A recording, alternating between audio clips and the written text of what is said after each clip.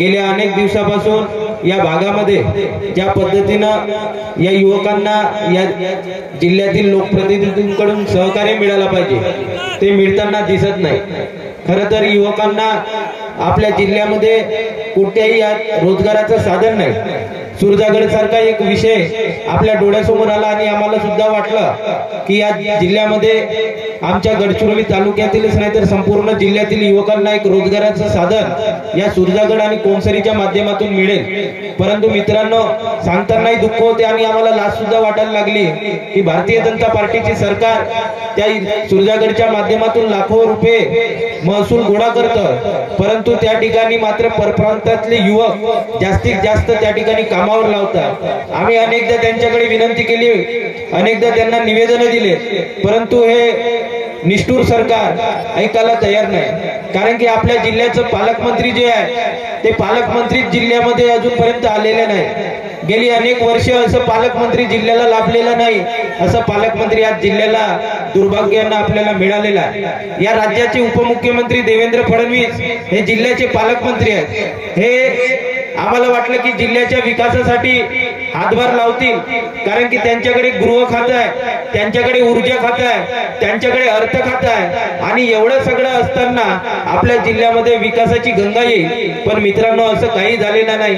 अर्थमंत्री, गृहमंत्री आणि ऊर्जा मंत्री असताना सुद्धा या जिल्ह्यातल्या शेतकऱ्यांचे जे विद्युत पंपाचे प्रश्न आहेत जे ऊर्जा विभागामधून मार्फत होऊ शकतात ते करू शकले नाही। त्याच पद्धतीने अर्थ खात्याचं त्यांच्याकडे खातं आहे, त्याच्यातून गडचिरोली जिल्ह्याच्या विकासासाठी अनेक पैसे ते आपल्या जिल्ह्याला देऊ शकतात। पण मित्रांनो, गेली वर्षभर झालं ते साधारण या ठिकाणी जी आपली नियोजन बैठक असते, डीपीडीसीची बैठक असते, ते सुद्धा गेली अनेक वर्ष या राज्याचे उपमुख्यमंत्री आणि पालकमंत्री घेत नाही। असं दुर्दैव आपल्या जिल्ह्याचं आहे। अशा पालकमंत्र्यांना धडा शिकवण्यासाठी गेली अनेक वर्ष आम्ही दोनदा जिल्हा काँग्रेस कमिटीच्या वतीनं विधान भवनावरती मोर्चा काढला। या ठिकाणी पायदळ 175 किलोमीटर त्यांच्या विधान भवनामध्ये त्यांना जाब विचारला, परंतु मित्रांनो, अजूनपर्यंत जे जे प्रश्न आम्ही त्यांच्या समोर मांडले त्या एकही प्रश्नाचं उत्तर त्यांच्याकडून मिळालं नाही। मित्रांनो, विषय अनेक आहेत, परंतु हे सगळं होत असताना एक महत्त्वाचा विषय म्हणजे आपल्या शेतकऱ्यांचा आणि सर्वसामान्य बहुजनांचा। सरांनी सांगितलं की 20 पेक्षा कमी पटसंख्या असलेल्या जिल्हा परिषदेच्या शाळा, तुम्ही आम्ही सगळेजण जिल्हा परिषदेच्या शाळेमधून शिकून इथपर्यंत आलो। माझ्या बाजूला बसलेले डॉक्टर आहेत, त्यांच्या बाजूला बसलेले शिक्षक आहेत, या बाजूला बसलेले वकील आहेत, हे सगळे लोक जिल्हा परिषदेच्या शाळेमधून शिकून आले।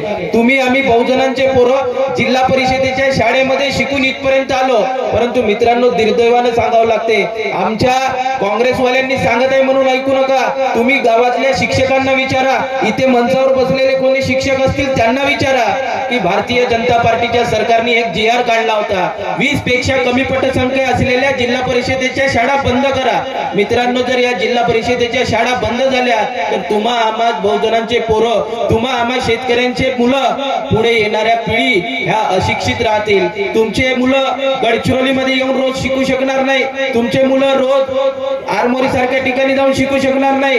परंतु काँग्रेसनी ज्या वेळेस हा धोरण आणला होता की एक विद्यार्थी असेल तरी त्या ठिकाणी जिल्हा परिषदची शाळा उघडली पाहिजे, त्या ठिकाणी आश्रम शाळा उघडली पाहिजे आणि एक सुद्धा विद्यार्थी असेल तर त्याला शिक्षण दिलं पाहिजे। एकीकडे काँग्रेसचं असं धोरण असताना भारतीय जनता पार्टीने जर असं धोरण आणलं असेल तर याचा विरोध केला पाहिजे, हे सांगण्यासाठी आम्ही या ठिकाणी आलो। तुम्ही त्या बाजूला बसले म्हणजे अडाणी आणि आम्ही इथे बसलो म्हणजे खूप शहाणे झालो अशातला भाग नाही, परंतु गल्लीपासून दिल्लीपर्यंत आम्ही जेव्हा वावरत असतो तर आम्हाला अशा अनेक प्रसंग अशा अनेक समस्या आमच्या सुद्धा निदर्शनास येतात, ज्या तुम्हा आम्हा सर्वसामान्यांच्या जीवनाला आवश्यक आहे आणि या दूर करण्यासाठी आपण सरकारकडे मागणी मागत असतो, परंतु ही सरकार त्याच्याकडे कानाडोळा करताय। म्हणून मित्रांनो, या नाटकाच्या माध्यमातून आम्ही तुमच्यापर्यंत जे भारतीय जनता पार्टीने या देशाचं वातावरण खराब करण्याचं काम केलेलं आहे, जाती जातीमध्ये समाजामध्ये तेढ निर्माण करून आपली राजकीय राजकीय पोळी शेकण्याचं काम चालू केलेलं आहे, तो काम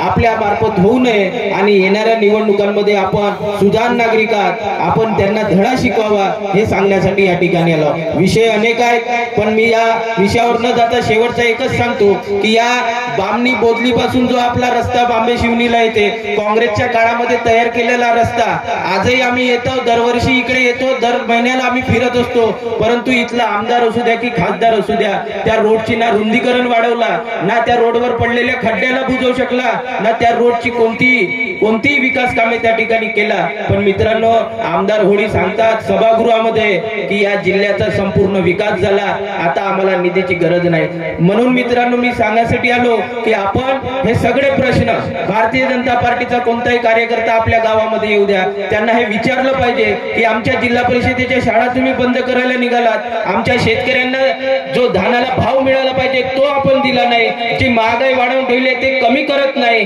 आणि आता तुम्ही मात्र आम्हाला मत मागायला आला, 9 वर्ष केले नाही काम ना आता म्हणता राम राम. मित्रांनो, आता भारतीय जनता पार्टी आपल्याकडे येईल, राम राज्य आलं म्हणून सांगेल, पण आपण एक लक्षात ठेवा, एका गावामध्ये जर एक शाळा उभारली तर किमान 5-25 पोरं शिकून आपलं पुढील आयुष्य सुखकर करतील, परंतु एका गावामध्ये जर मंदिर आपण एक उभारला तर जास्तीत जास्त गावातला एकच माणूस पुजारी होऊ शकतो. म्हणून आपण बहुजनांनी डोळे उघडा, मंदिर मस्जिद बांधलीच पाहिजे, पण त्याच्यातून धार्मिक कार्यक्रम होतपर्यंत ठीक आहे, पण त्याच्या माध्यमातून जर आपला धार्मिक जो विषय आहे त्याला अनुसरून जर राजकारण होत असेल तर आपण ते सांभाळून केलं पाहिजे. आपण शेवटी बहुजनांचे पोरात, आपण आरक्षणाच्या भरोशावर जे काही आपल्याला मिळतं ते घेण्याचा प्रयत्न करतो, परंतु आपल्या आरक्षणाला सुद्धा या भारतीय जनता पार्टीकडून धक्का लावण्याचं काम चालू आहे. ओबीसी आणि मराठ्यामध्ये वाद लावलं, आदिवासी आणि धनगरामध्ये वाद लावलं, बुद्ध आणि बौद्धिस्टांमध्ये